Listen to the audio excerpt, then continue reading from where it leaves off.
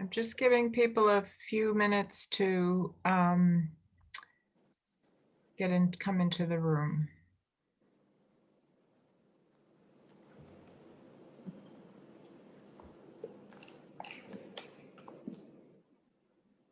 Welcome, and thank you for joining this webinar in the COVID-19 and humanitarian settings, Exploring the Controversial Issues series, produced by the READY Initiative, the Johns Hopkins Center for Humanitarian Health, the Health and Humanitarian Crises Center at the London School of Hygiene and Tropical Medicine, and the Geneva Center of Humanitarian Studies.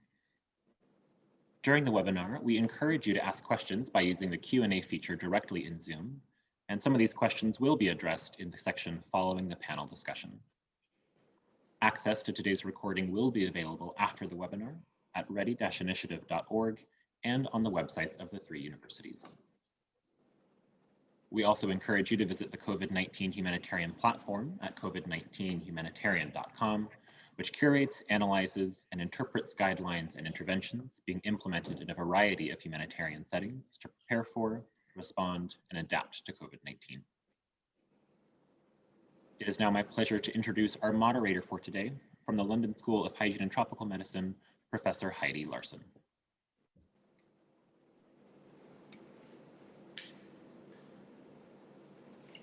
Good morning or afternoon, depending on where you live. I'm Heidi Larson, and I understand we're going to actually kick off before we really kick off with a quick poll, Ryan. If all of you could participate in this, and we'll we'll take the pulse of our audience today in terms of their willingness to take one of the new COVID vaccines, only the approved ones.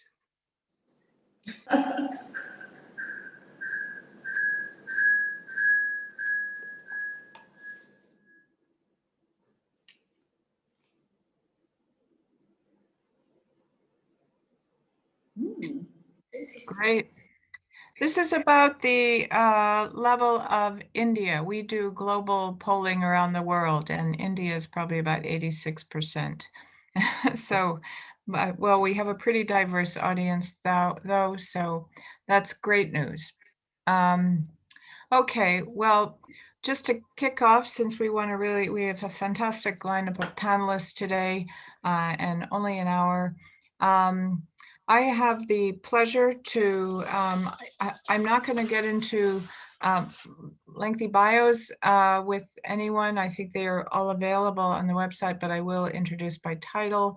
We're going to start with Colette Selman at Gavi, one of the regional directors of and to ask Colette to tell us about the Covax facility. Gavi is a big player, a key player in what is called the Covax facility, and to tell us a bit about the mechanism and how it can help make COVID vaccines potentially accessible in humanitarian settings, and perhaps especially for humanitarian, or in addition for humanitarian workers. Apologies. Thank you very much, Heidi, and thank you very much for having the opportunity to be a part of this important discussion. So yeah, what is Covax? So maybe start with that. So this is really a facility which has been set up to pool demand of countries for COVID vaccine and to purchase, on behalf of them, with the idea that we can ensure equitable access to and distribution of this vaccine across the world. It's a unique global collaboration. It's really a joint effort between governments, manufacturers, UNICEF, World Bank, civil societies, and many others to ensure that countries do have access regardless of the levels of income. And this is a very important point. What it does is it actually brings together countries which can self-finance these vaccines, as well as countries which cannot. And so the barriers of access are being removed. And the low and lower middle income countries are being supported, with donor funds behind this. So we have an incredible buy-in right now, with more than 189 economies and countries having signed up. And the reason, of course, why this is so important is that we have to ensure that everyone is safe. This is really the global response to any vaccine nationalism that we also see, has come up in this current situation. We also know that I think from recent research and modeling that we can really prevent twice as many deaths if we ensure that vaccines are, globally and equitably distributed, and the economic impact of the pandemic as well will be much, less if we ensure that all countries have access. So in terms of how does it, actually work? So first of all, the platform is, is there to support research, the manufacturing of vaccines. It pulls demand and negotiates, of course, also pricing of the vaccines on behalf of the participants. And important to note also is that the Covax facility has the largest and most diverse portfolio of vaccines. So of course, we need to make sure that they're secure and safe. And so we follow all the, all the guidelines and protocols around that. And that's, again, an added benefit of this facility. So the initial goal is really in the context of limited supply of vaccine is to obtain at least 2 billion vaccine doses by the end of 2021. And that would be enough to vaccinate 20% of populations of countries that are part of Covax. That would be an important start to end the acute, phase of the pandemic. Now we are expecting that the first, let's say, doses of vaccines will be allocated now in Q1 of 2021. And so countries are working very hard to really get ready. And that, includes a number of steps. So first of all, WHO has provided a roadmap for prioritizing the use of COVID-19 vaccines in the context of limited supply. And so countries are working, around that. So prioritization meaning, as you mentioned, health workers which are at high risk. Of course, we would like to see countries, including health workers, which are working in either, fragile settings or humanitarian, context, within these countries. The second is that, of course, in terms of prioritization and priority groups, are those with comorbidities and those who are specifically vulnerable and high at risk. And again, here we should imagine, those who are living in extreme poverty, refugee population, internally displaced. So countries are very much asked to, prioritize these groups because they are at higher risk of infection. Now, all of that needs to then be, worked out in terms of a vaccine deployment plan. And so that's really where we are sitting right now with countries, is to, make sure that they work on that. And against the readiness of these deployment plans, which includes the service delivery mechanisms, we would, be able to allocate vaccines once they become available. So in principle, we very much, of course, want to ensure that these vaccine deployment plans really reflect the right way of getting the vaccines to the end user. And this is, I think, where we all need to work together. It's extremely important that we get all actors around the table to help countries to develop these plans, because the vaccines will not distribute by themselves. And we know there are many, many obstacles to reaching, in particular, those who are forcibly displaced, those who live in perhaps in urban slums, those who live in refugee camps, or those who fall potentially through the crack. So in addition, to this approach, the Gavi board is also looking at an additional type of Covax buffer. They are meeting next week to discuss this, where we would ensure access to COVID vaccines for high-risk populations in humanitarian settings that may not be covered in these national vaccine deployment plans. So that's very important. We want to set doses aside to secure that access and availability. And the intent would be to keep that buffer separate and make it open to both states and non-state actors, to apply for that. So maybe a final point around this is that we are also at Gavi quite excited that we're entering into new partnerships with humanitarian actors. As we all know, Gavi has made great, progress with countries and partners in the overall, goal of leaving no one behind and immunization for all children. We also know that a lot of the populations which have been disproportionately affected by having lack of access to health services are those who are refugees or forcibly displaced. And so we've been looking at partnerships with new partners such as IFRC, IOM, the IRC, International Rescue Committee, and hopefully soon also with Save the Children, UNHCR, and others, such as UNOPS, to really ensure that we have the right partnerships in place to reach these missed communities and vulnerable communities. So maybe I leave it at this point, Heidi. Great, that's hugely helpful. Thanks so much, and I think has given a good kickoff to now talking a bit more about on the ground and what we're seeing at regional and country level. I'm going to turn now to Dr. Chowdhury, who was former humanitarian coordinator in Nigeria and has worked globally on these issues, as well as nationally and regionally in Africa. Over to you, Chowdhury.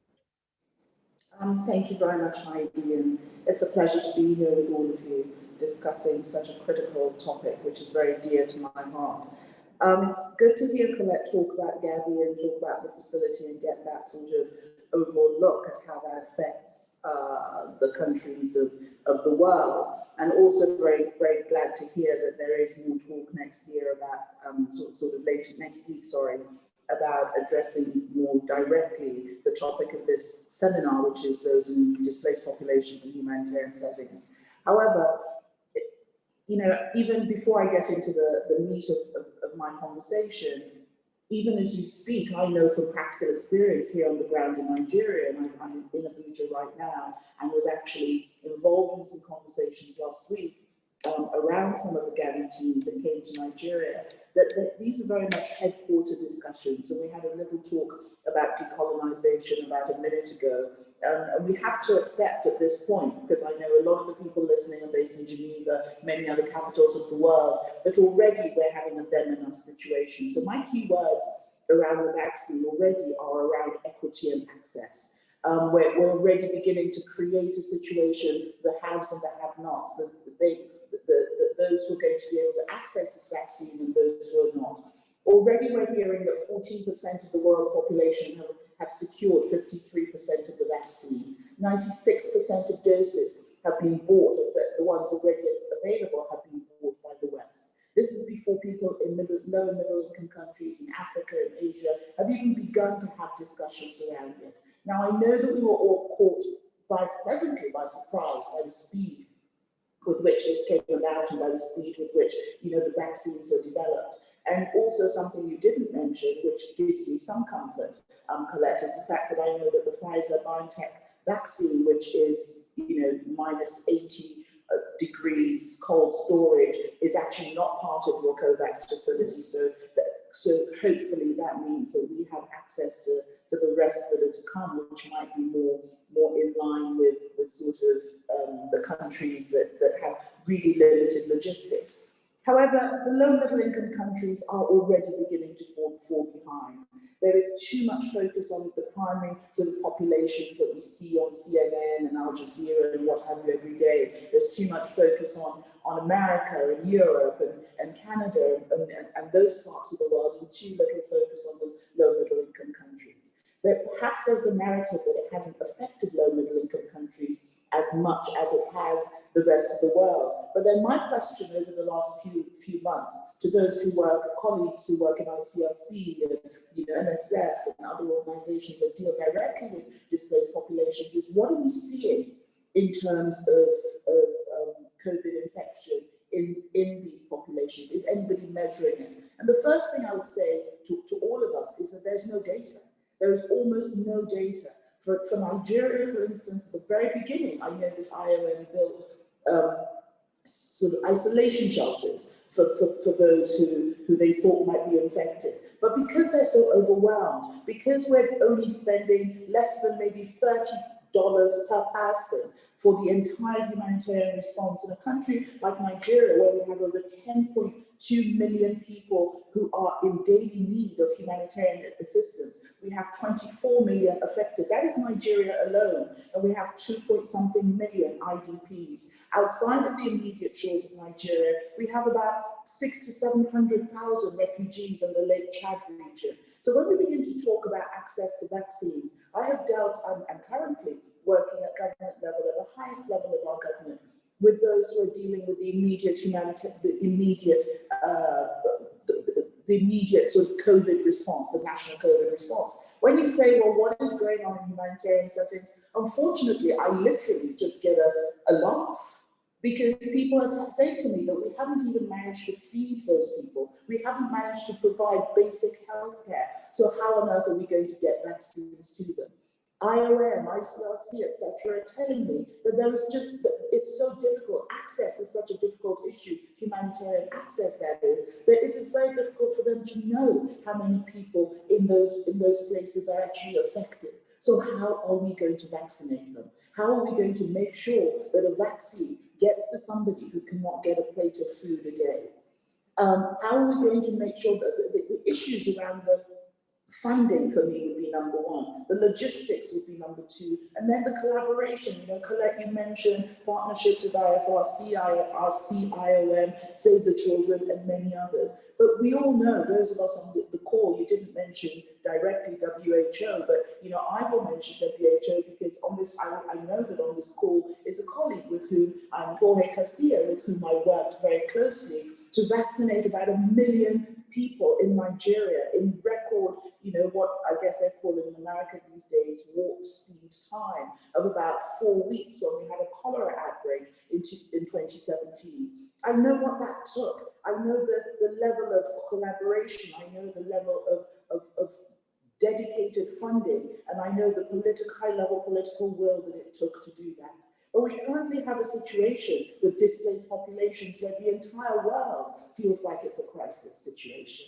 You know, so nobody's particularly focused on Nigeria's crisis because everybody's focused on everybody else's crisis. Nobody's focused on the crisis in Central African Republic because the whole world is a hotspot. So we have a real challenge at the moment in ensuring all of us who, and this is a great topic to begin to discuss in these early stages, so that people are not left behind.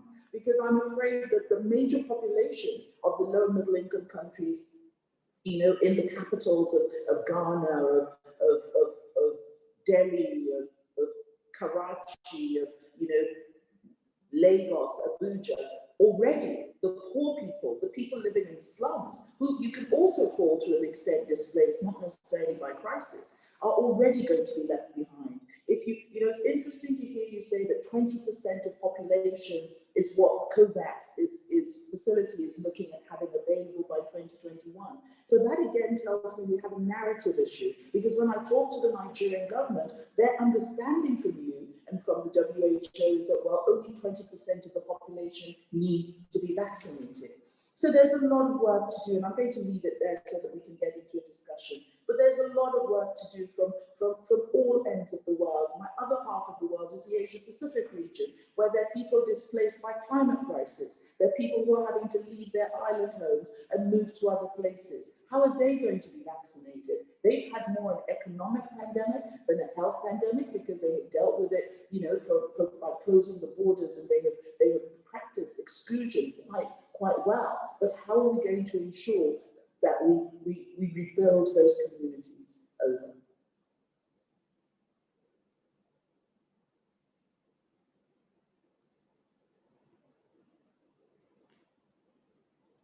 Let's see, after saying thank you, Ayoade. Well, you certainly laid out the challenges ahead, and I do think the perception, the timing issue is one that there's a lot of questions of in general, not just, I mean, in all countries. There's been so much focus on the news of the day that publics don't quite understand you know, just because the UK, I'm sitting in the UK, and yesterday was the big first day of a vaccination, but people don't know, don't have the full story, and we're not telling enough of the story to come and giving that kind of a narrative to bring people along with, because I think there's a lot of, I mean, it's been a very difficult and information lean on the one hand and information flooded on the other. But I think one of the things that we need to do is work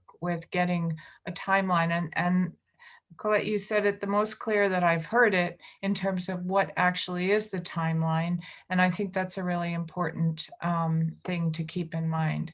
But also a reality check for countries and what they need to prepare for. I'm going to move now to Dr. Chowdhury. We're moving from global to regional, but not just regional, I mean, to some of the national issues and challenges, to Dr. Chowdhury with BRAC in one of the widely known and really prize-winning, if you can call that, NGOs on the ground, and just to talk to us about the situation in Bangladesh and just where you're doing a lot of important work at a community level in particular around the whole COVID response. And how do you see your role and the situation in Bangladesh in terms of anticipating and supporting a rollout of vaccination? Thank you for having me and giving me the opportunity to talk to this esteemed forum. In Bangladesh, since the detection of first case in March 8, altogether around 500,000 individuals had been identified with COVID symptoms so far. And it claimed around 7,000 deaths and lives. Though it's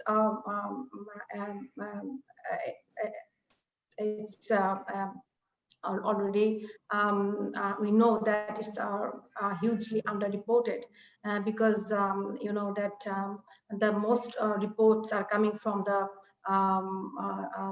capital city and big cities. So while government is doing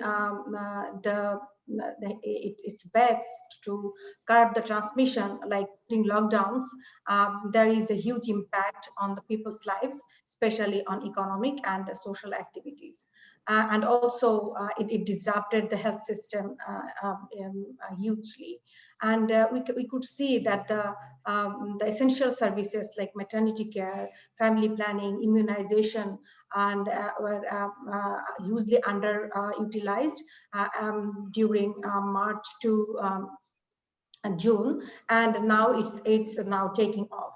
But still, it's the health system is struggling to get into where it was, because there were two reasons. One is that people are not confident enough to take services from there, and second is that our health system is not ready to tackle with this new emerging disease. I think all health system is also struggling to do that.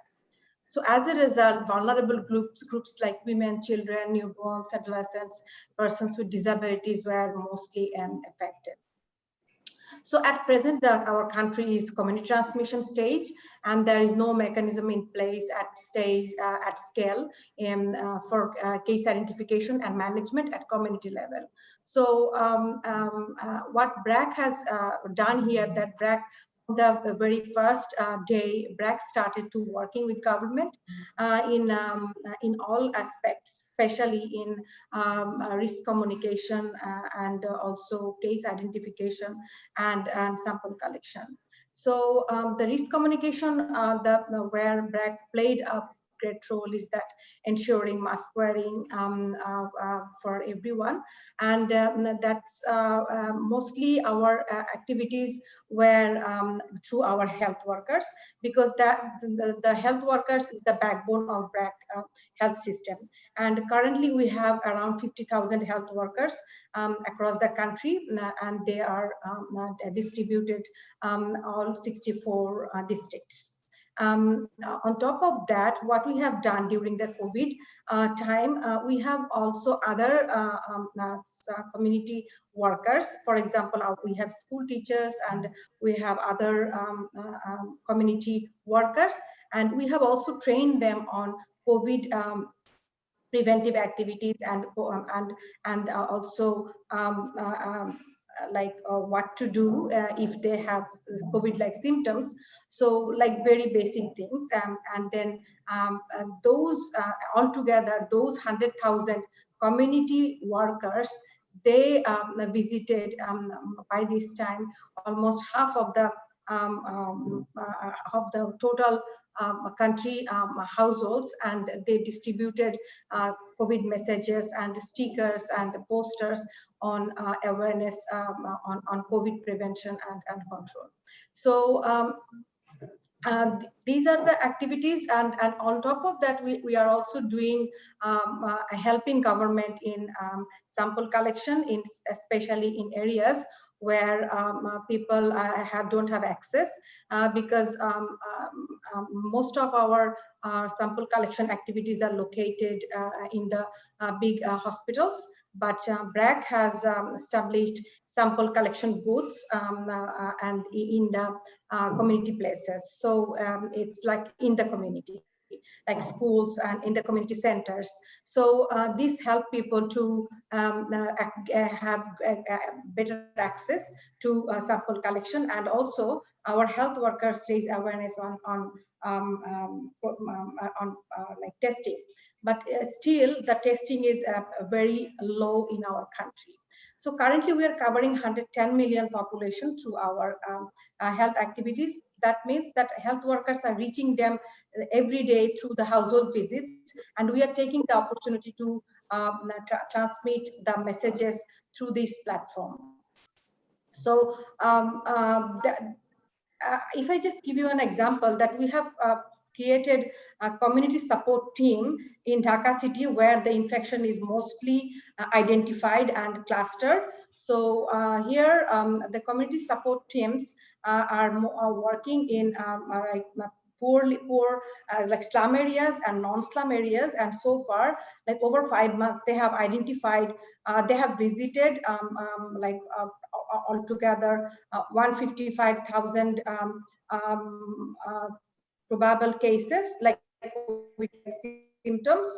Those have made either phone calls to national household visits. And through these visits, they have syndromically identified almost 40,000 COVID-like cases and provided them home care. And also through WFP is a food support program. We have provided food support to 27,000 of the households, because they are very poor, so they can maintain 15 days quarantine with their families. So that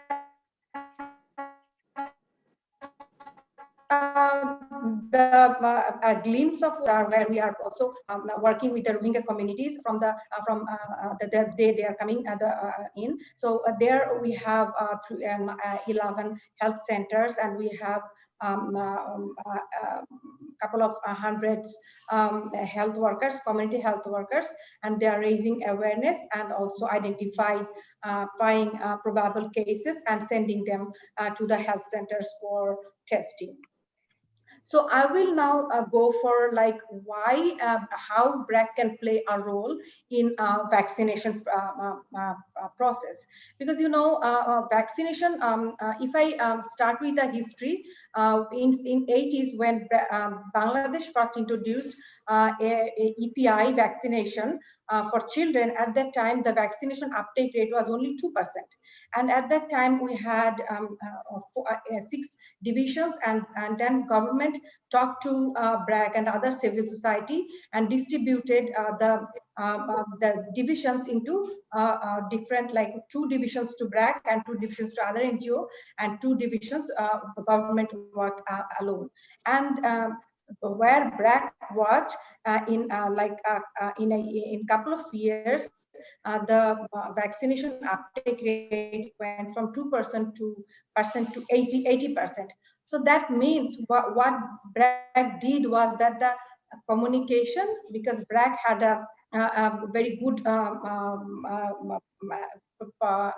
numbers of health workers who have been identified from the community, and they work from the community, and they they know that what are the barriers and of uptake of the vaccination. So here the same thing will be like applicable. Like for promotion of this vaccine, there are lots of rumors around COVID already going on here. I don't know how much you know, but the COVID with vaccine, we are anticipating that there will be rumors again around this vaccine.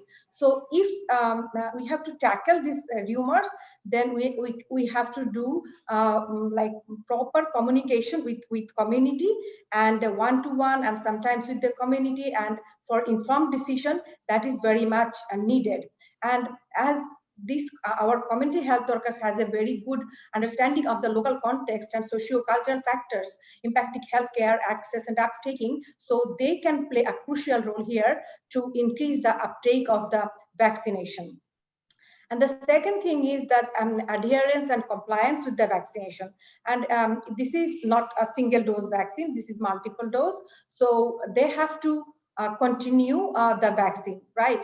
So for this, someone has to track, and there is no such system in Bangladesh to track people that who like no electronic database to track people that who have taken vaccine and who are lost from due date. So here again, BRAC can play a role, because BRAC is developing a database for their beneficiaries, and BRAC can utilize that database for this to track that who are dropping off when from the due dates. So that is one thing. And another thing is that there are some barriers against adherence to vaccination, so they can identify, and we can also launch another set of communication that to overcome those barriers. And the third thing is that vaccine administration. So if it is not institutional vaccination, if it is a community vaccination, then the health workers can easily be trained and put put in a team to help in and give a vaccination process, because they are in great number. And the fourth thing is that data management and MIS system. And as I told you, that there is no database currently regarding the age pattern and the comorbidity pattern to prioritize that who are eligible for this vaccination. It is difficult for us to prioritize. So there is some sort of mechanism needed to identify those people, those 20% or 30% who are going to get this vaccine, so and identify from the community in equitable manner, right? So if you provide this vaccine to someone and it's their purview to just subjectively identify people and put vaccine, and that we can't expect that is going to be equitable. And the third thing, fifth thing is that monitoring.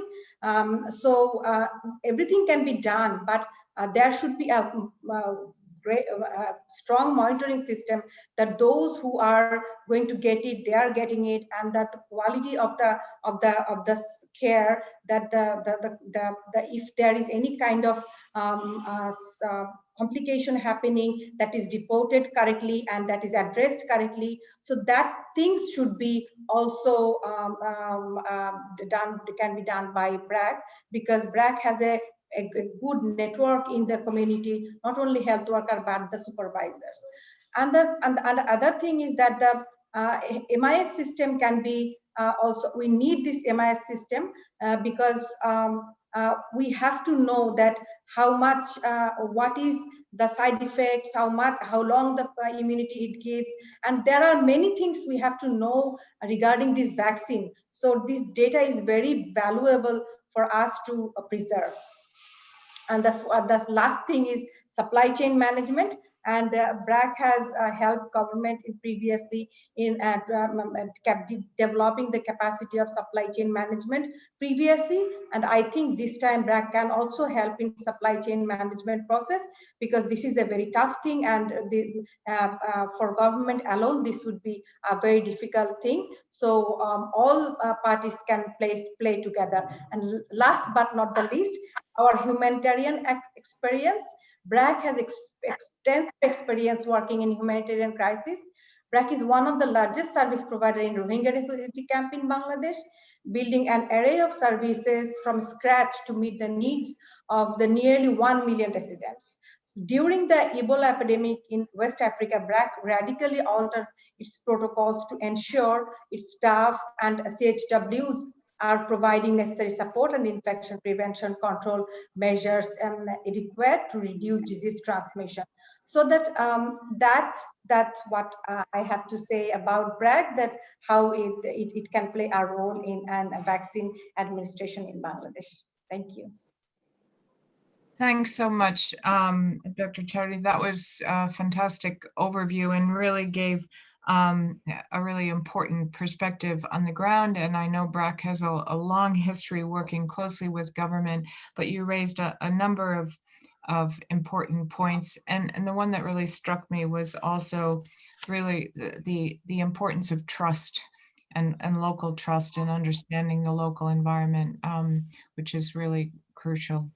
Now I'm thrilled to introduce Joanne Liu, who was former president of Médecins Sans Frontières and is now a frontline emergency physician, or has been before, but now working in Canada, and really to give us your perspective from your extensive global experience, but also yourself as a frontline healthcare professional. Thanks so much.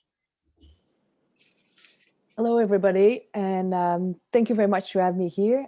So I'm going to do a sort of a short intervention just to make sure that we have room for some questions. But I think, at the outset, I would like to just echo some of what Dr. Chowdhury said, is the fact that the effectiveness of a response really rests on whether communities, people perceive it as legitimate and trustworthy. And so if it's not the case, then it becomes a very, very difficult, I would say, exercise. And then if we translate that into epidemics in conflict zone, then we have a bit of a lethal combination. And I think we've seen some of that, with Ebola in DRC in the last few years, where it got very, very challenging. So when we talk about humanitarian, I would say setup, I think that we have the displaced people. We can think of people in detention center, in places that have been quite somehow under the news in Libya, this detention center. But population on the move, we have population in the move in countries, but we have as well in displaced population in what I call the non-state actor controlled territories. And what happened with those people? So we think that it represents about 60 million people, and then how are we going to get access to those people who are not part of I will say recognized country? And I'm glad to hear from Colette that Covax will keep I will say a buffer for those population that are from non-state actor. On the other hand, we know how how tricky it is and how complex it is. We know that to access them, it's going to be an issue, because right now Covax is built on going through government. So we're going to need to go through other type of I would say, negotiation. Who's going to do the negotiation? How do we deal with non-state actors? And we know in some places where it's been very, very difficult, that vaccination, this huge pushback. Some of my friends have, and I quote, this person said there's some anti-vax community on steroids in some countries, some part of the world, you know, and we've seen it in Pakistan and in Afghanistan, where polio vaccinator have been killed. So what is the world plan to reach those people? And who's going to make the negotiation? And who's going to make sure that it's possible? And will the world come together? Because the idea is to not have any large pocket of population that is not vaccinated, because until everybody is protected from COVID-19, we're still going to be, all of us, at risk. And so so there's this is one issue. The other issue is the fact that we still have not resolved the idea of aid being perceived as support to what we call label group as terrorists. And there was a resolution at the UN, the 2462, that didn't give exemption to humanitarian aid or medical aid. And therefore it's considered as a support to terrorist groups. So how are we going to manage that? How are we going to navigate those very, very difficult circumstances? So that's, and then my third point is we're talking about Covax and other mechanisms. We're talking about vaccine nationalisms, and it's all true. On the other hand, there is a bit of a parallel world where vaccine has been developed in two countries, like China and Russia, and they are right now thinking of sharing, you know, this their good of vaccine, and like Russia to Venezuela, for example. China already, you know, sold to Dubai, and so how do we factor this in, and are we going to as well factor the fact that there are some countries that have over pre-order vaccine? I'm come from a country that apparently there's about an average of 10 vaccines per citizen. And so therefore we might go from vaccine nationalism to vaccine imperialisms. So how are we going to do that? These are questions that I have no answer yet for, but I think that it's an uphill battle. It's going to be a huge challenge, but I think it's going to be the acid test, or how globally do we enact solidarity in times of, I would say, an existential global threat to the world. I'll stop there. Thanks so much, Joanne. That was really all important points, and I think the issue of vaccine imperialism is quite a good. That's definitely a soundbite to remember and to be worried about. Actually, I've also seen that India has got 100 million doses of Sputniks from Russia, and Indonesia is about to roll out the, they say the Minister of Finance in end of December to start with Sinovac from China. So in the absence, especially recognizing that Covax will support, and by later in 20%, I know even the CDC is recognizing that there need to be other ways, other negotiations, because to get to the needed 60-70%, we still have quite a bit of work to do. Although it's fantastic that there is the facility that is there. There's at least that. So that's but how can we build on that? There have been a number of different questions. Certainly the misinformation point has come up from a couple of people, how to deal with that. I think, I'll turn that one to Dr. Chowdhury being on the ground, but I do think that I do a lot in this area myself in our research group, the Vaccine Confidence Project, and we are really, although we work very closely with a number of the big social media platforms, we really recognize that there's a whole cascade that we need to look at from at the level that you're looking at in Bangladesh with the door-to-door, person-to-person. We can't lose sight that these social media platforms, you could shut half of them down and we'd still have the problem. It would move around in different ways. So we need to have multiple interventions think of the bigger information ecosystem. But Dr. Chowdhury, do you have any comments on that? Yeah, Heidi, you are right that only one way of communication is not enough. We are also doing social media, but as I am mentioning community channels because that is most powerful, but that should be supported by other channels as well. Like social media is one, and also the influential persons, religious leaders, that is also very effective. So we are using all platforms, but health workers are the most important one because they are very close to the community and they can answer all the questions, and that could be very interactive. But for social media, many people, most of our people can't use social media and now still can't use, and they don't have access to internet. So the major channel of communication is still the person who can reach in the villages. So either miking or in the mosques when the sermons. So those things are very powerful and very influential. And the influential persons, they trust and believe most. And doctors can also play a role here because doctors are sometimes a role model here. So yeah, that's multiple media is very important. Thanks. One of the questions that's come up, and I know that there's the meeting next week with the Gavi board, but I think this is more for Colette on are humanitarian organizations expected to be procuring their own vaccines because they're not a nation state or outside of Covax, and just I don't know if that's one of the topics for next week, but what is the guidance coming from Covax for non-state actors, as Joanne was raising also?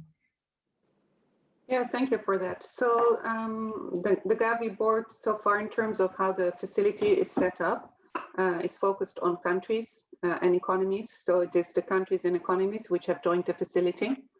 The Covax buffer that I was alluding to, which would be discussed, next week, I think there what we would look at is to see in cases where certain populations or groups fall through the cracks, who could reach them, and then allow non-state actors to act on their behalf, and so to access the vaccines and make sure we get them to these populations. So of course, we're still dealing in a limited supply situation, and this is also why the board is has been focusing on that equity part between countries to start with. And again, as said, our expectation and hope is that we could manage to reach this 20% of population being covered in the course of 21, but of course that is the start. So at one point over the course of 2022 and the years to come, we hope this, of course, the supply of vaccine will become stabilized and overall available with prices which go down, etc., and becomes a normal part of a vaccine program. So yeah. That's great. I mean, that's a helpful framing, I should say. Ayoade, from a kind of country perspective, I mean, coming from the global discussion to the country, do you have any comments on this? Yeah, I'm looking at the sort of question right now about humanitarian workers, and I think it also links into some of what Joanne had said earlier. Number one, it's going to depend country by country on what the government allows. And it's going to, I mean, there was a question in the chat earlier, which I'll also answer at the same time, which somebody said, are humanitarian workers going to be expected to go back to their own countries to be vaccinated, or will they be able to be vaccinated in the country in which they're working? I don't think it's impossible almost to overstate how complex this entire operation is going to be, because of some of the logistical challenges, the cold chain issues, that are going to be associated with getting vaccines into what we call deep field, in those really hard to reach places. Joanne, I'm sure she'll mention this again, has also talked about those, as Colette also said, who fall between the cracks. I mean, we have a situation in Nigeria where in many communities, you don't know who is ISIS West Africa or who is a member of the community.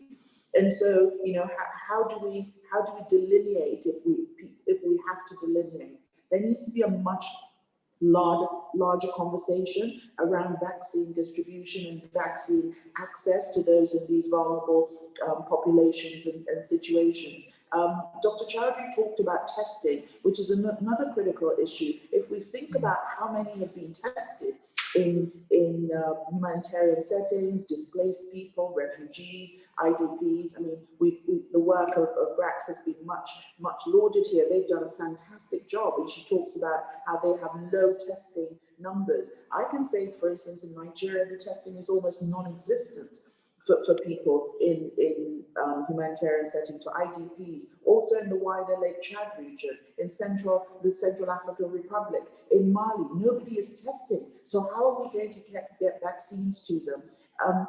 I think local context is going to be really important, but I think international collaboration is going to be the absolute key. And, we're going to have to go very much to, I mean, I don't want to borrow the next topic, but decolonizing this and making sure that Gavi at headquarters is working much more closely with people on the ground, and so that they understand what the challenges are, because it's going to be very difficult to determine or even to answer some of these questions that I see, Colette and others being asked. It's very difficult for them to answer if you're not on the ground in these countries or have worked within these contexts. Humanitarian workers, I would like to advocate up front here, have been seen as, well, first of all, I'd like to advocate that they are top of the list as well for vaccinations, because they're also being targeted. I know in Nigeria, and I know in the wider Lake Chad region, at the beginning of the COVID crisis, most humanitarian workers had to leave because it was an imported disease,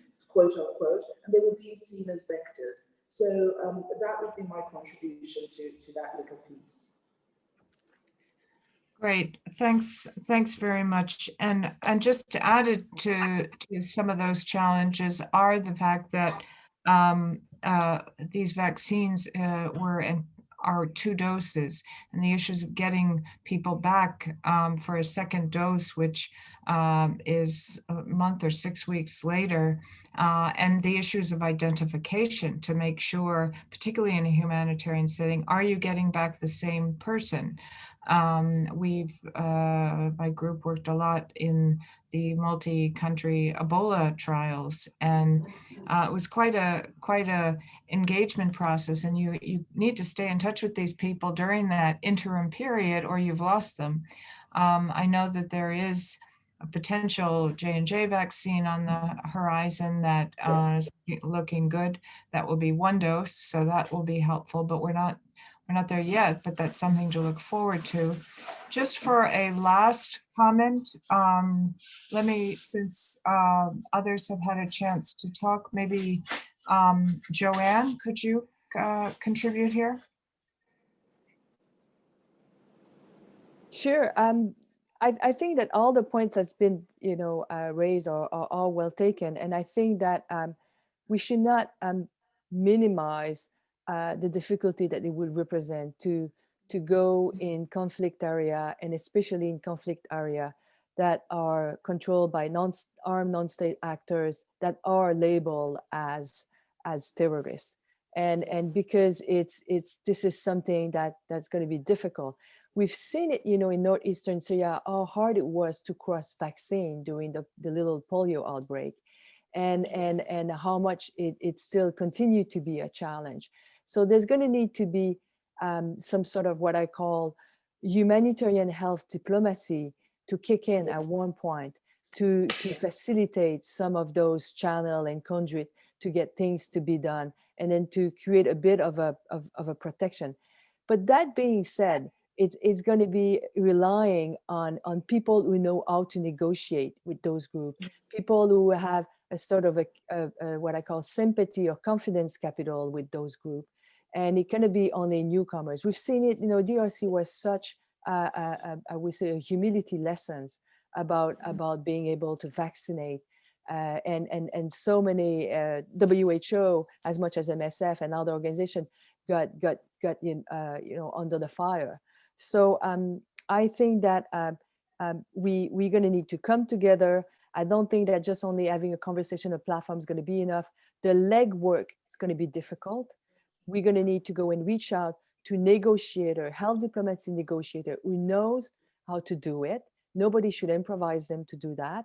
And we're going to need to get some sort of acceptance of immunity from the rest of the world, that if you are to go and give a plan of vaccination and help to vaccinate in a labeled area as terrorist, that there's an exemption, that you cannot be liable of supporting terrorist group. And that needs to be clear at the outset. Otherwise, I think there are going to be only a few people who want to take up that task. Thanks very much. I think that's actually a really important note to wrap up on.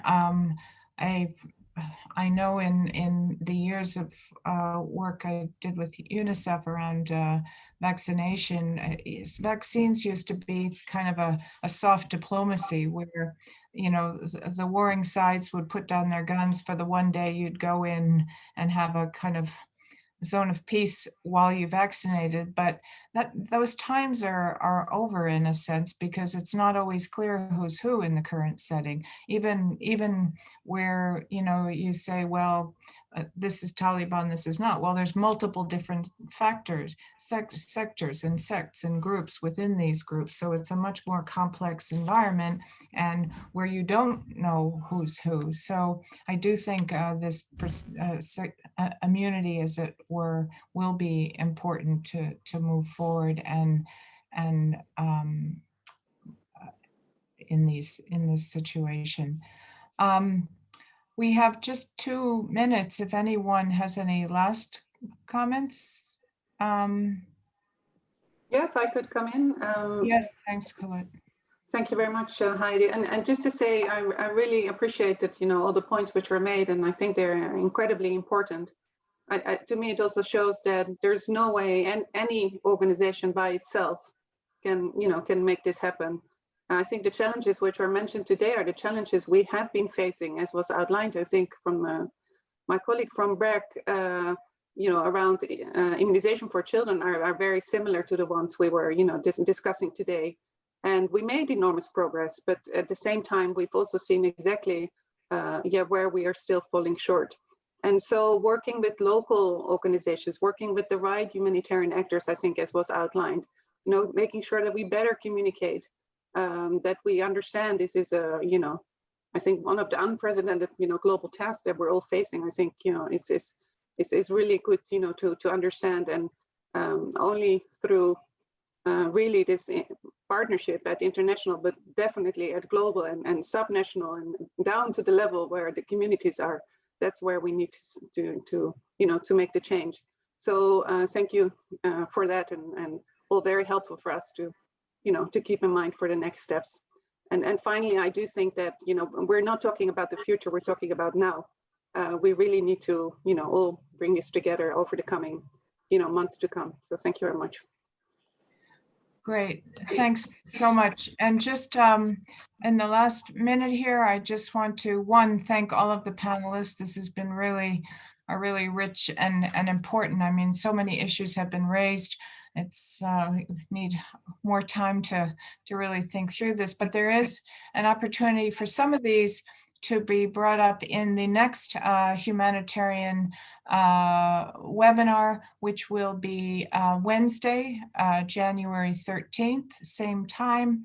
And the topic will be, how has COVID-19 accelerated the humanitarian sector's commitments to decolonize decolonize aid or not. Thanks to everyone, and stay safe, and thanks for participating today. So much. Thank you very much. Have a good day. Bye.